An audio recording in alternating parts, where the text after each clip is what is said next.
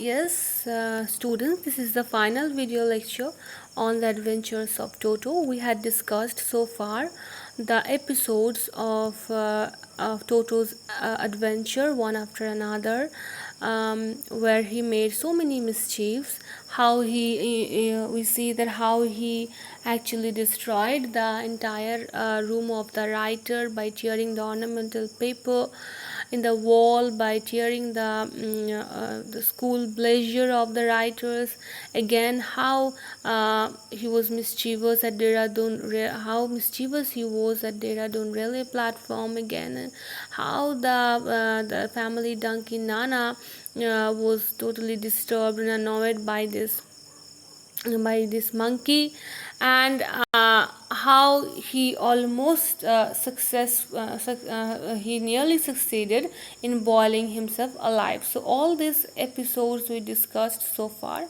Now we are going to discuss the last episode of the final episode of Toto's adventure.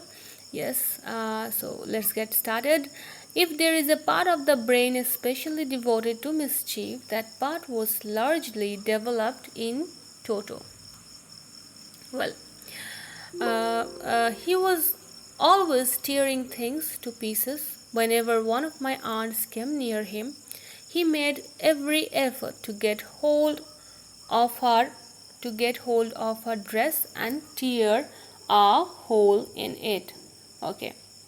Now, if there is a part of the brain especially devoted to mischief, that means if there is any part of in our brain that actually rules our capacity, our ability to create mischief, then the part in Toto's brain was highly developed, as he had the great ability to do mischief. Yes, he was always busy doing mischief, and whenever any writer's aunt passed him, he tried to tear their dresses. Yes, tear a hole in it.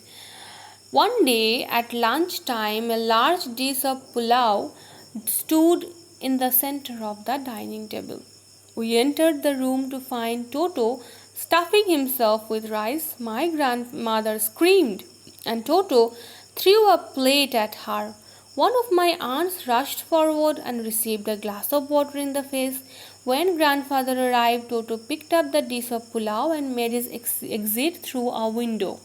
We found him in the branches of the jackfruit tree, the dish still in his arms. He remained there all afternoon, eating slowly through the rice, determined on finishing every grain. And then, in order to spite grandmother who had screamed at him, he threw the dish down from the tree and chattered with delight when it broke into 100 pieces.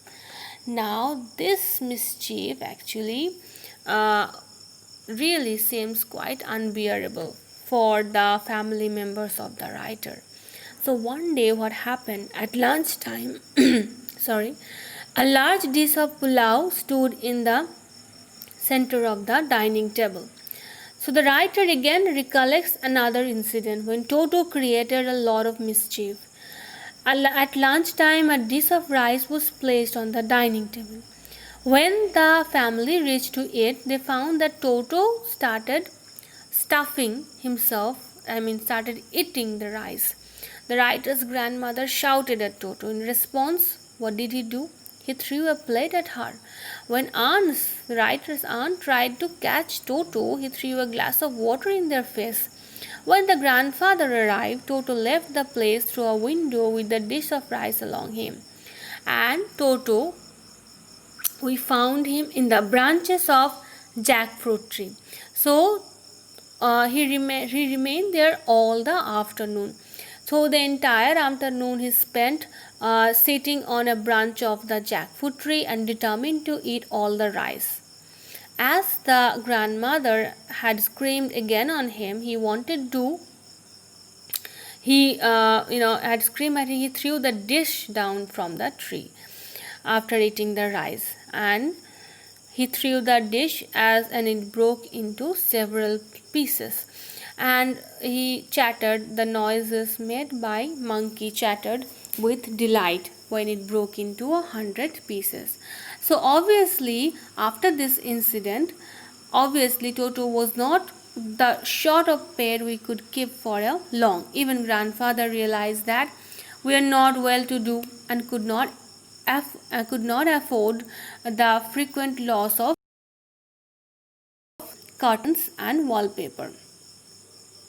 So grandfather found the Tonga driver and sold Toto back to him for only 3 rupees.